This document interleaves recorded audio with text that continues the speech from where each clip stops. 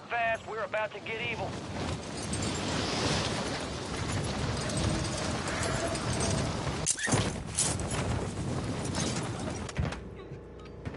Enemy soldier incoming.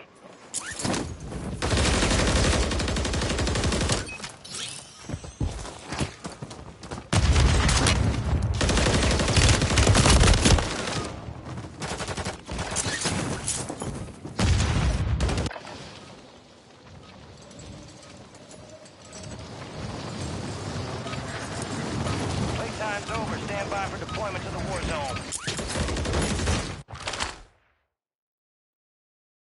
Rep for dust off. We're up in green lights. Let's move. There we are. Head shed gave the green light. We're deploying you to the front lines. You're up. Grab your chutes. You are cleared hot on all threats. Watch your ass down there.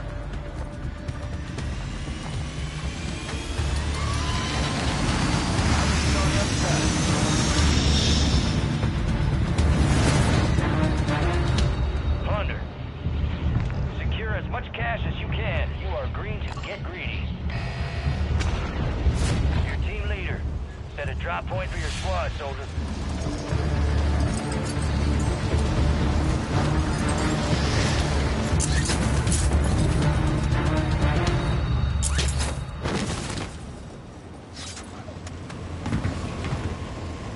Enemies dropping into the AO.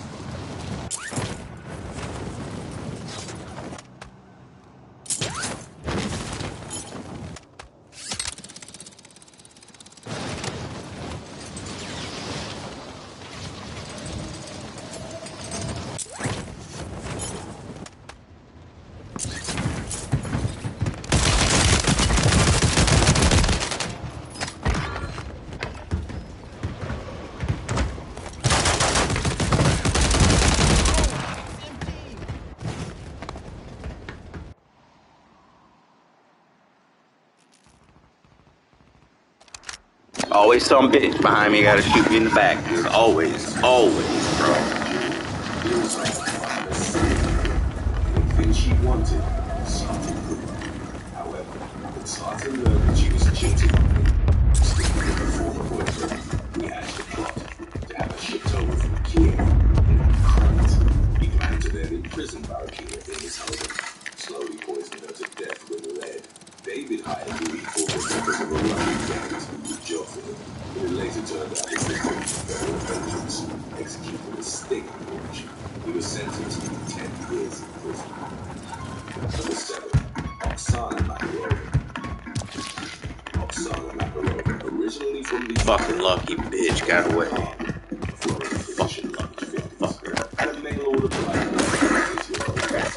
Oksana was a single mother with a 2-year-old, and she was looking to ensure when Oksana even Oksana's will told her not to pass up the opportunity to be with him. It was only after the pair moved back to the United States that she would discover who he really was. Carl pretended to be a kind guy. He promised the world and as time he was revealed to be a controller. He wanted children immediately, even purchasing ovulation kits so that he could track Oksana's fertility. He went as far as to dye Oksana's child's hair so that it more closely resembled his own. Carl soon began isolating Oksana from her family and friends and threatened to have her child deported. To baby on one occasion at a Walmart, Carl punished Oksana's child so harshly that social services were called. Oksana took the opportunity to tell them everything. They helped her to escape the village safely. Number 6. Raina Shiersky. Raina Shiersky was a Filipino mail-order bride who went missing in 2005. She had been married. Gary Shiersky, an American with a long history of abuse. In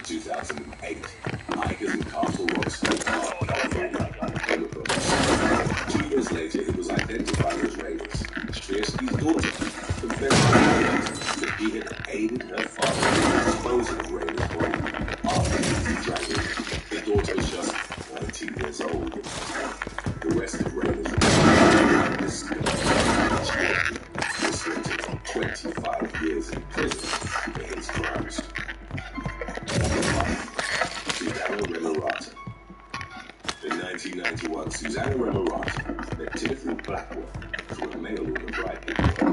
After a couple of years, the pair was married in Remerata's hometown. Just 10 days later, the marriage ended in divorce proceedings. Blackwell changed Remerata during the divorce trial. Remerata, who was pregnant from a previous relationship, was shot and killed by Blackwell. Blackwell was convicted immediately and sentenced to life in prison with no possibility of parole. Number 4. Io, Vietnamese mail-order bride, married Chinese man, Lai Bing Hao, who won China. Bing Hao purchased Io for just over $4,000. Less than 1 year after marriage, Io gave birth to twins.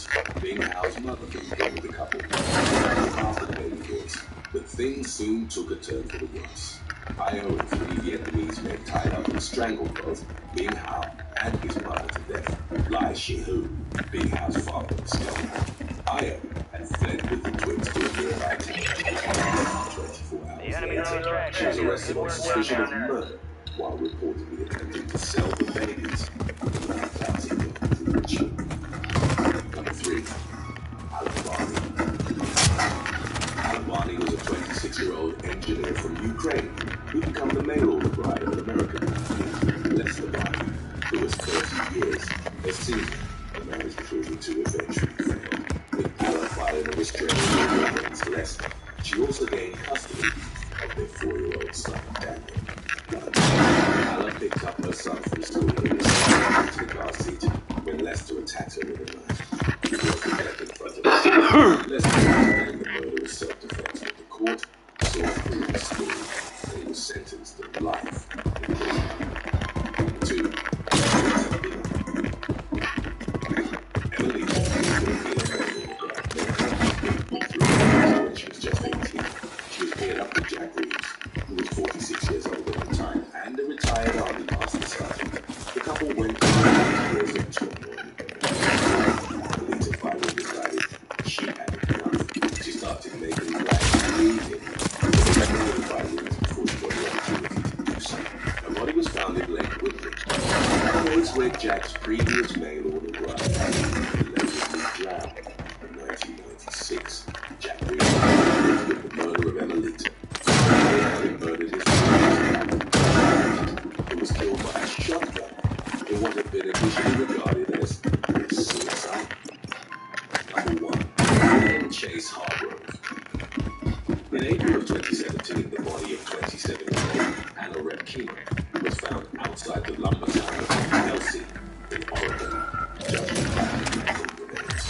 The authorities determined that she'd been killed via a shotgun blast to the head. The only lead available to the police was the name Kevin Thomas, found on a receipt in a takeout bag near the corpse. They followed up on it and interviewed the man in question. From that point on, a sinister murder plot began to unravel. Days before ROCKIN's body was found, Thomas had shared a KFC meal with 29-year-old William Chase Hargrove, who also asked to borrow his shotgun. The police uncovered that ROCKIN, a Moscow native, had been lured by Hargrove to the US with the promise of marriage. At the time, Hargrove was in an open relationship with a woman named Michelle. When it became clear that ROCKIN would permanently move into the US as Hargrove's wife, Chavez became jealous and gave the man an ultimatum, asking him to choose between them. Hargrove told Chavez that he was loyal to her even though ROCKIN, his fiancée, was still living with him. Chavez pressured him to get rid of the other woman. Consequently, on April the 16th, he took ROCKIN to the woods and shot her in the head. The murder weapon was found in his car and cell phone tracking placed him at the scene. Hargrove was arrested and sentenced to life in prison. Thanks for watching. If you had the chance to marry somebody who on paper, but you weren't allowed to meet them beforehand, would you do it? Let us know in the comment section.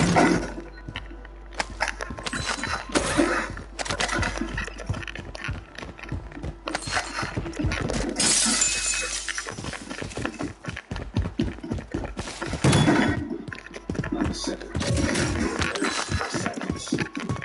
In 2019,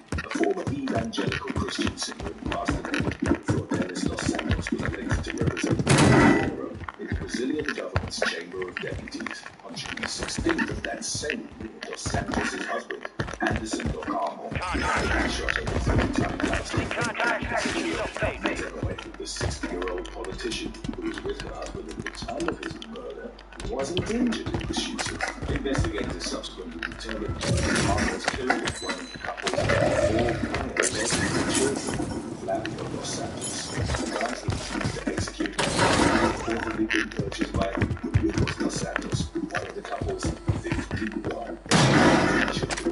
They both ultimately pleaded guilty to murder charges. In 2020, however, more traumatic details were discovered regarding Doin's death. The authorities came to the conclusion that Dennis had been involved in orchestrating the murder herself. Several more of the children were implicated in the plot as well. She was formally charged on August the 24th, the same day law enforcement officials took 5 of her adopted children, biological children, and 1 of her grandchildren in connection to the deadly incident. Police suggested that Dennis had been motivated to kill her husband by a struggle for power and the prospect of her financial emancipation. According to Brazilian digital news outlet Doin, the politician had attempted to fatally poison the car on several occasions, starting in 2018, which had resulted in a number of hospital visits for him. In June of 2021, the Ethics Council of Brazil and the Chamber Floor voted to remove Flordelis from her political office. She was thus stripped of her parliamentary immunity. Number 6. Gregory Scott Hopkins. September 1st, 1970, Catherine Jackson was found dead inside her home in the western Pennsylvania town of Tuckahoe. The 23-year-old father reportedly been unable to reach her over Labor Day weekend. Consequently, went to her apartment. It was there that he stumbled upon the daughter's body lying and strangled with her. Walsh, who was working for a refrigerator company at the time of her death, had 2 children in an apartment owned by her parents. The murder case subsequently went cold for roughly 3 decades. In 2010, a state police serologist found new DNA evidence of Walsh's life. The placed over her body. Investigators were able to positively match the forensic evidence with the DNA of a Bridgewater Borough Council named Gregory Scott Hopkins. It led to rumors that Hopkins had been in a casual romantic relationship with Walsh at the time of her killing. He was ultimately convicted of third degree murder.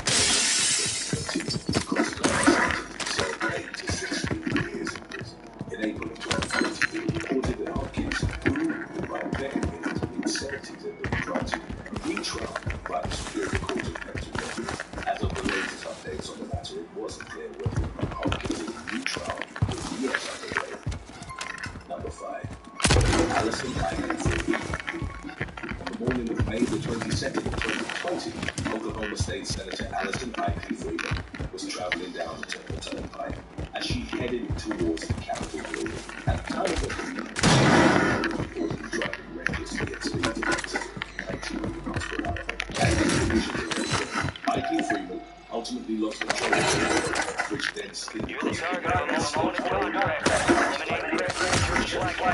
The second vehicle was at the time stuck in a ditch after having veered off the roadway as well. The driver of the Camaro, later identified as 44-year-old Enrique Lopez, killed with impact.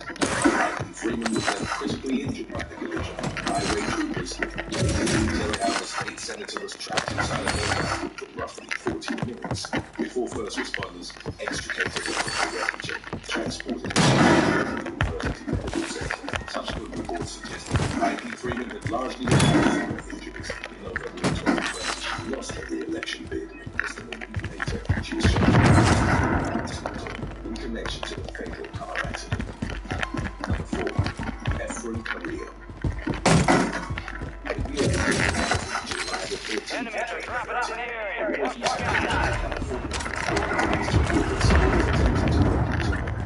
when officers arrived at the scene, they came upon was reportedly wearing socks and underwear. She was taken into custody on charges of prowling and burglary, but was released that same day after posting his $40,000 bail. The homeowner would later tell Sonoma County detectives that on the night in question, she'd awoken to the sound of blinds, and the blinds of her bedroom were open. She'd also been on the investigators found that the screamer was torn by Carrillo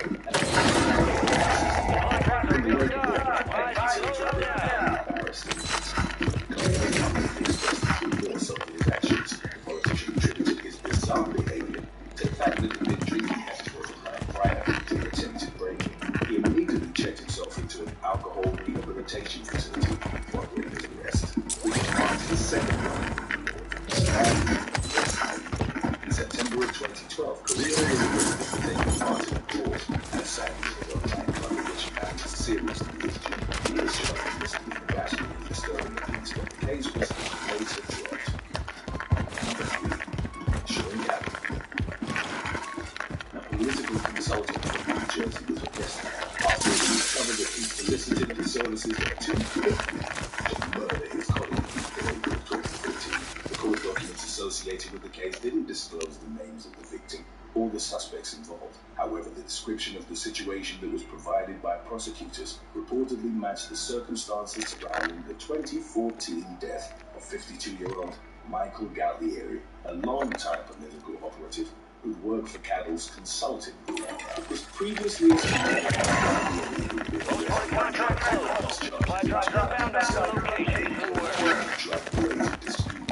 In January of 2022, however, investigators were able to connect Cattle to the agency.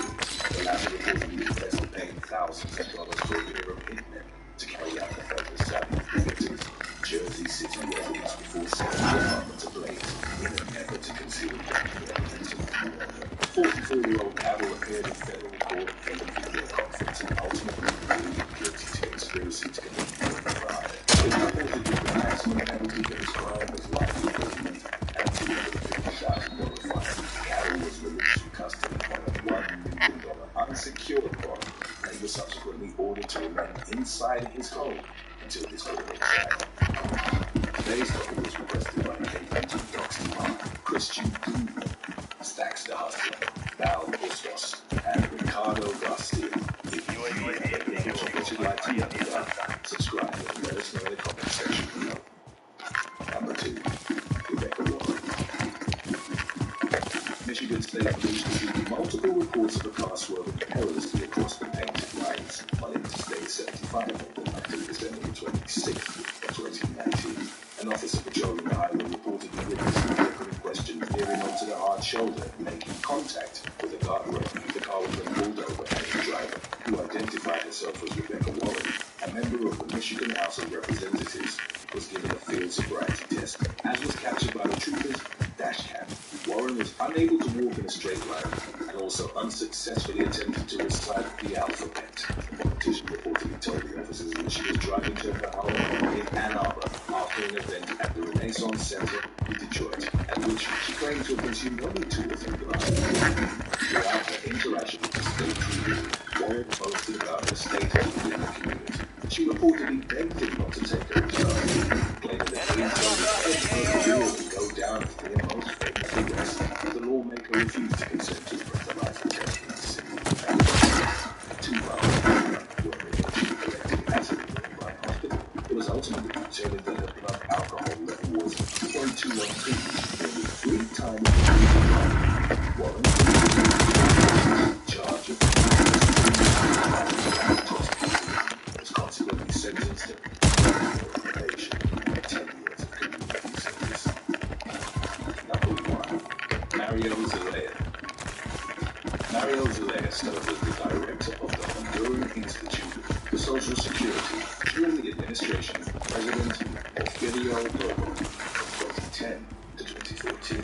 While he was on a business trip to Chile, Zelaya reportedly became infatuated with the local maid, Natalia Kiofani, age 28.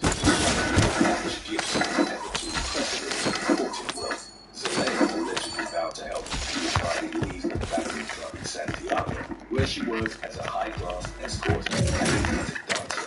During the course of their relationship, Mr. Honduran politician kept secret from his wife and 3 children. Zelaya reportedly bought Kiofani 2 apartments, a beachside property, 2 SUVs, in addition to the opulent gifts, Zelaya was alleged to have given his mistress roughly $4,000 in cash on a monthly basis. Honduran authorities began investigating Zelaya's financial affairs in 2013. It was ultimately discovered that the politician had been signed for Social Security, which can be granted approximately $165 million. In all, Zelaya had embezzled an estimated $300 million only a small portion of which he then not going to keep flying. The latter, become only his child during the affair, was investigated as part of the rush. She failed financial misdemeanors. They went on the run in January 2014, following a 7-month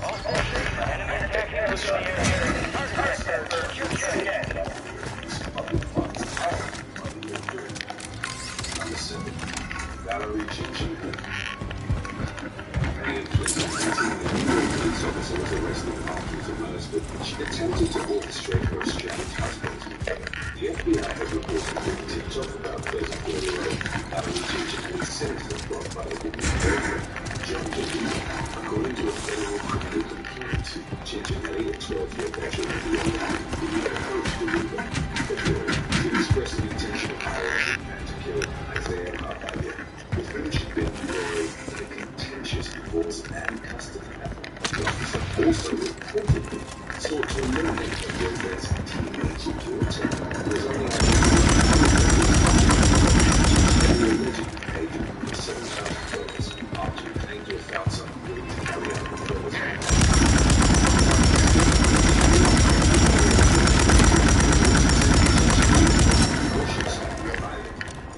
May the 17th to notify her that her husband had been killed. Shortly thereafter, Chinchin had received a text message from an FBI agent posing as the hitman who knew her to supposedly hired. The agent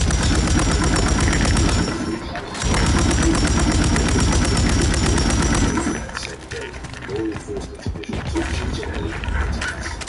She was charged with conspiracy to commit. She was subsequently held without bail in Central Iceland in October of 2021. It was reported that the officer had been sentenced to 4 years in federal prison as part of a plea deal with prosecutors. Number 6. Human Raja.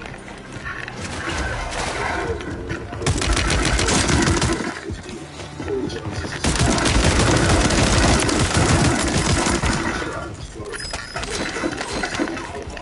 the previous life was back in the form of Johnny Mango's ticket bar. Johnny was awaiting the arrival of a potential state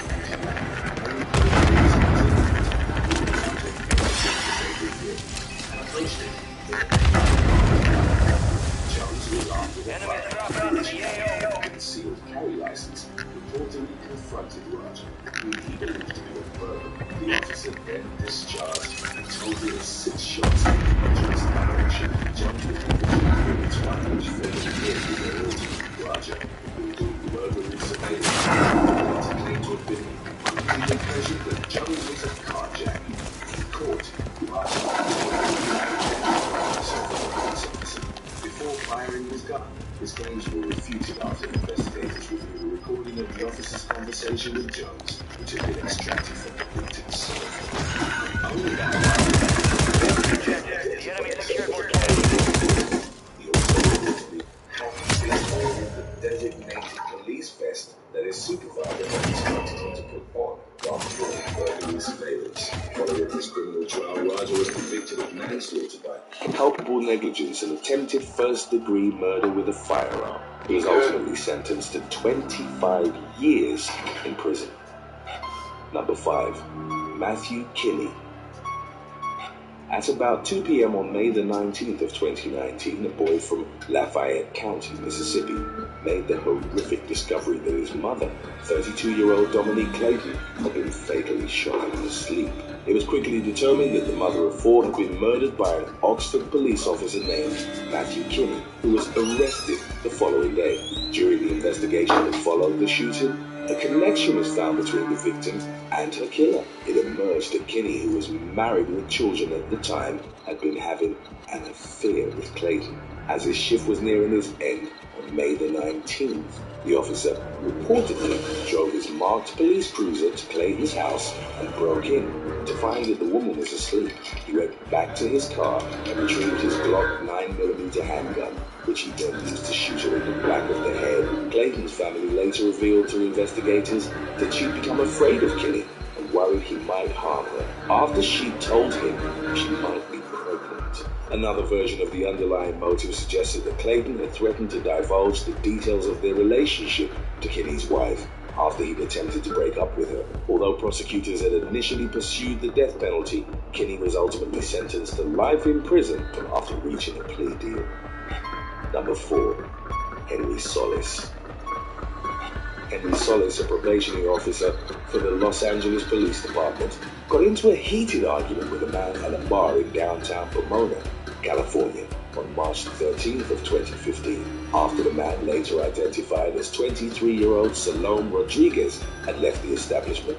Solis reportedly followed him on foot. The officer, who was off duty at the time, then fatally shot him multiple times. Solis subsequently fled to the Paso del Norte border crossing in Texas, from where he was escorted into Mexico by his father via a pedestrian bridge. Solis remained in hiding for roughly 2 months until he was eventually tracked down by the authorities. He was arrested and charged with second-degree murder. During his consequent trial, Solis claimed to have been acting in self-defense when he shot Rodriguez, a contention that the jury assigned to his case ultimately rejected. In February of 2020, Solis was convicted of murder and later sentenced to 40 years to life in prison. His father was charged with making a false statement to law enforcement after it was discovered that he'd lied about helping his son flee the country. He was sentenced to 3 years of probation in order to pay a $1,000 fine. Number 3. Rosemary Ndlovu.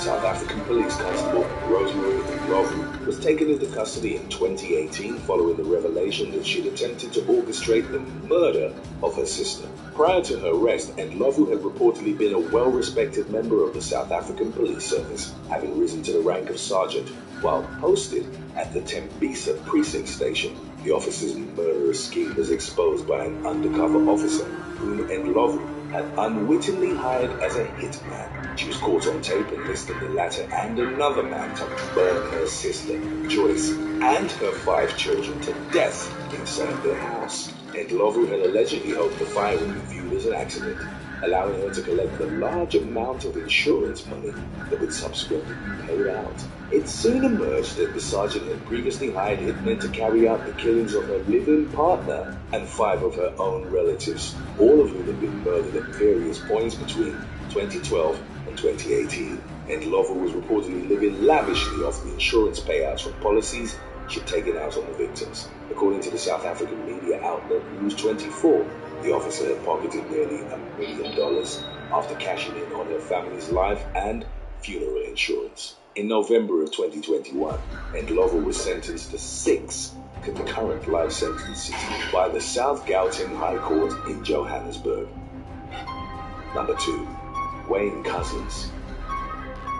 Shortly after 9:30 p.m. on March 3rd of 2021, marketing executive Sarah Everard, aged 33, was arrested by a Metropolitan Police officer in Clapham, South London. The officer, identified as 48-year-old Wayne Couzens, had reportedly stopped the woman on the street as she was walking home from a friend's house. He then proceeded to handcuff her under the false pretense that she violated local COVID-19 guidelines. Couzens then forced her into a white car that he'd rented only a few hours earlier. The officer's cell phone was later pinged in the village of Sibbetswold. The authorities were determining to be the area where the officer had assaulted and fatally strangled Everard. In the early morning hours of March the 4th, the victim's boyfriend contacted local law enforcement to report her missing later that day, and an investigation into her whereabouts was subsequently set into motion. Roughly a week later, Couzens was arrested on suspicion of kidnapping Everard. They'd been spotted together in CCTV footage corresponding to the night of her disappearance. The following day, the police found human remains in Holmeswood, near Ashford, and a medical examiner was subsequently able to identify the body as Everard by her dental records. Couzens had allegedly burned the victim's body in a refrigerator before disposing of the remains in a pond near the woods where she was found. The officer pleaded guilty to Everard's murder, and on September the 29th, he was given a whole life sentence, which is the most severe punishment possible under British law. Number 1. Daniel Holtzclaw. After completing his shift, 27-year-old Daniel Holtzclaw, an officer for the Oklahoma City Police Department, drove his assigned police car back to his residence on the morning of June the 18th of 2014. Even though the officer was off duty at the time, he reportedly initiated a traffic stop. While on his way home, the driver he pulled over was later named as Janine Ligons, aged 57. Holtzclaw chose not to report the traffic stop to police dispatch and didn't run a background check on the driver, as standard procedure dictated. Instead, the officer reportedly forced Ligons to engage in intimate relations with him. The woman would later tell investigators that she feared for her life and had desperately pleaded with Holtzclaw to stop the assault. The officer eventually left the scene without causing any further harm to Ligons, who promptly filed an incident report with the OKCPD. The following day, Holtzclaw was pulled aside during his afternoon shift at the Spring Lake Division Police Station. He was subsequently interrogated for 2 hours by detectives Kim Davis and Rocky Gregory. Holtzclaw vehemently denied the accusations levied against him by Ligons, but he was placed on paid administrative leave, pending a more thorough investigation. Eventually, the detectives learned that Ligons had not been Holtzclaw's first assault victim. In all, investigators brought together 13 women who were willing to testify that the officer had abused them in a manner similar to the way he preyed on Ligons. Holtzclaw had reportedly targeted an impoverished area of Oklahoma City, where he would initiate unreported traffic stops. He then allegedly ran record checks to find information that could be used to coerce prospective victims into having non-consensual relations with him. Following his criminal trial, Holtzclaw pleaded guilty to 18 of his 36 charges and was ultimately sentenced to 263 years in federal prison. Number 7. Joe Brown.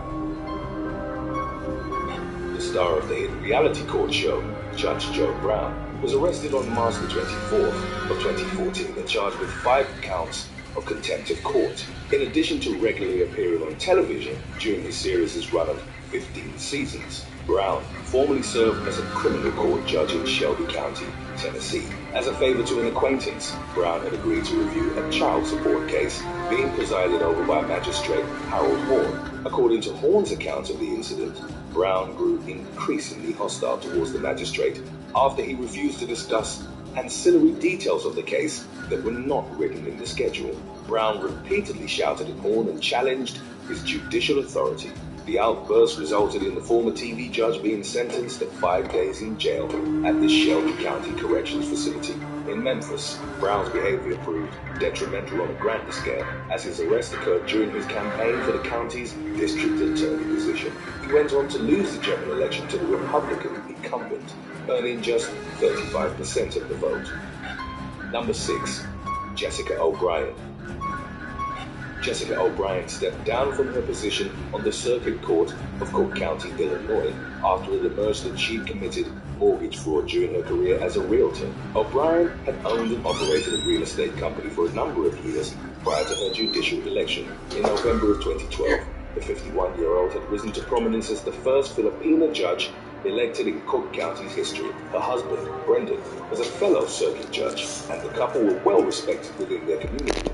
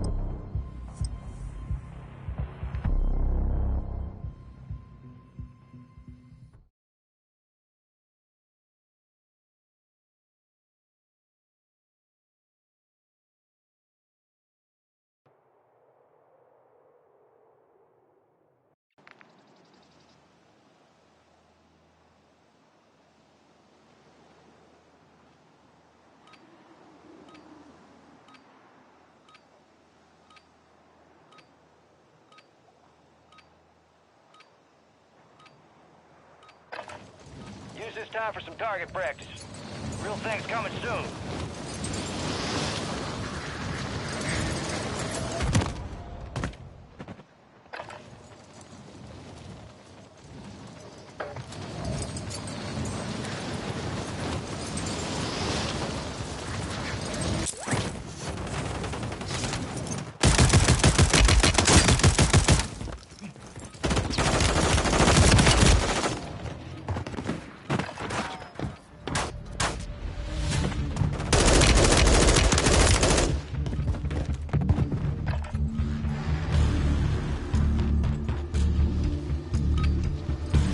Playtime's over. Stand by for deployment to the war zone.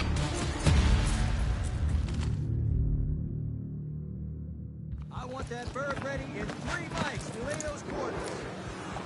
Hands all here. Word came down. We are green to go. So gear up, grab your shoes. We're going to the war zone. We're cleared hot on all threats. Watch your ass down there.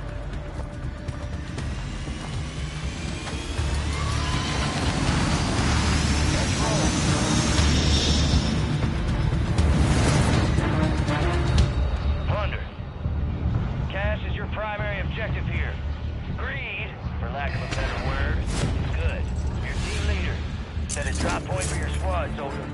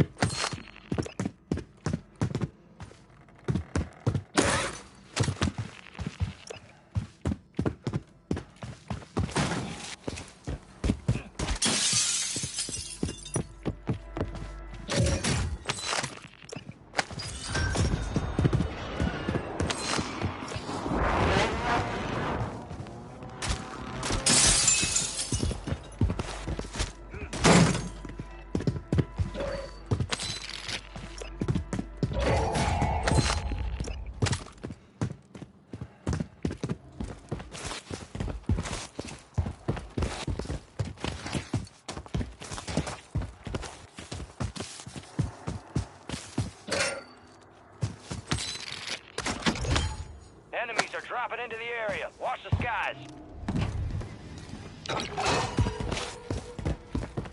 Copy that. He's on station. strike inbound.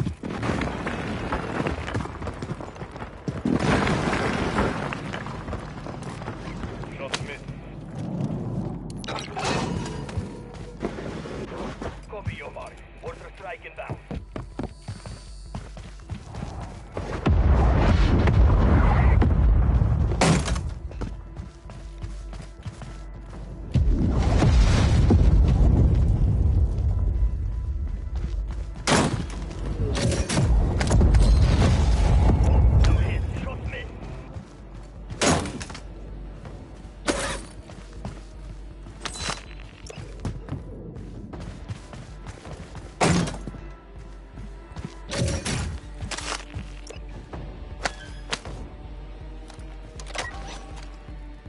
Cash dropping en route.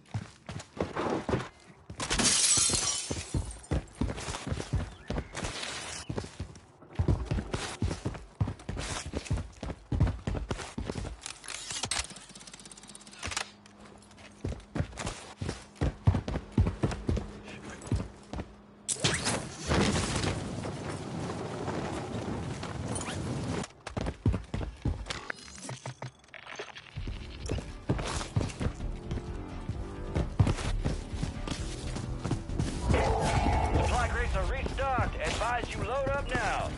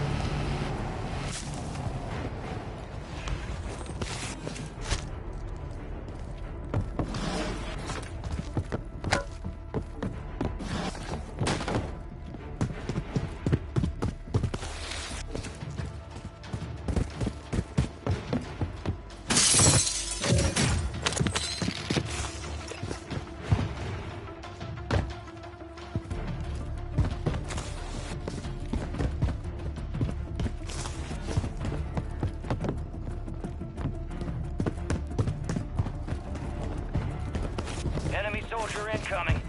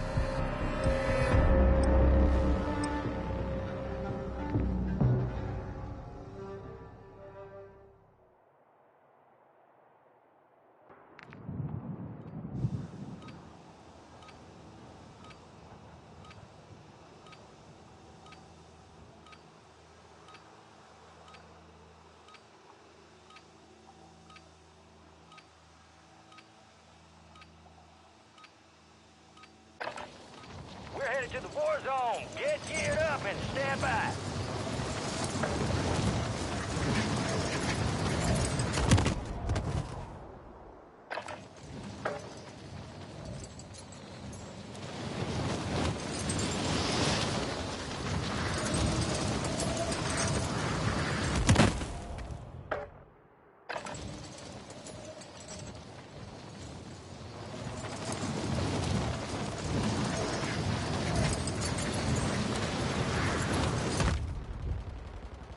Prep time's over. Now you deploy to the war zone.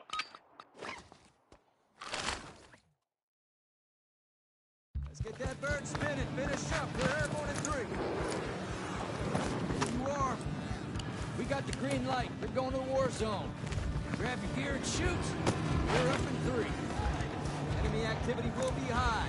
Expect contact early and often.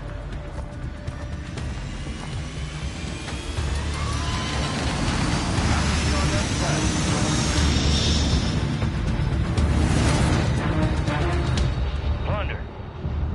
Cash is your primary objective here. Greed, for lack of a better word, is good. Your team leader. Set a drop point for your squad, soldier.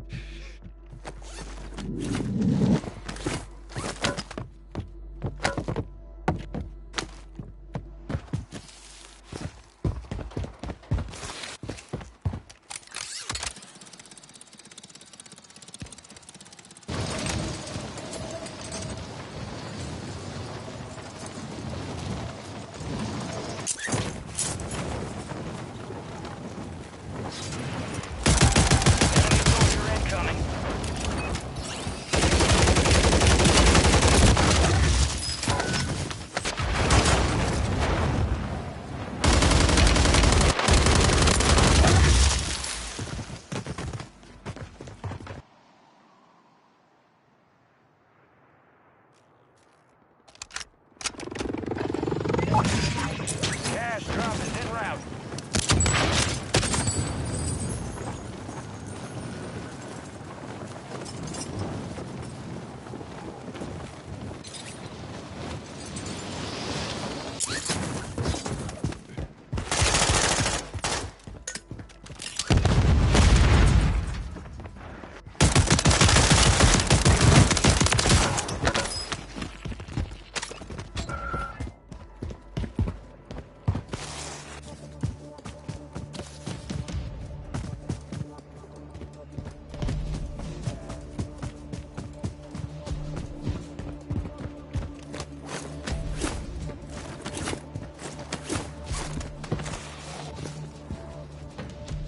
Enemies dropping into the AO.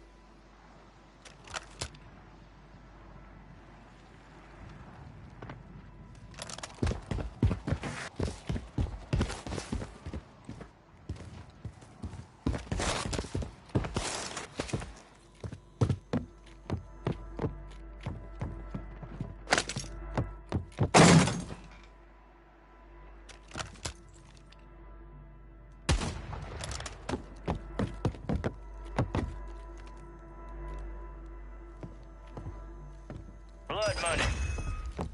Kill enemies, take their cash. Get hunting.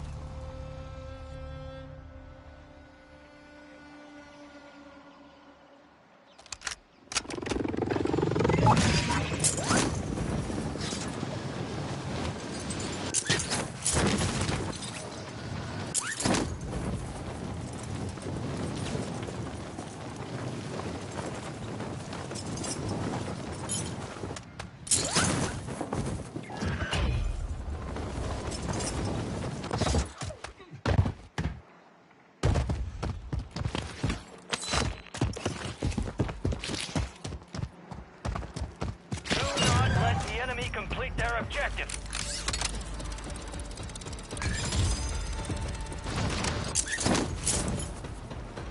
Enemy attack helos in the airspace. Take it down and secure that cache.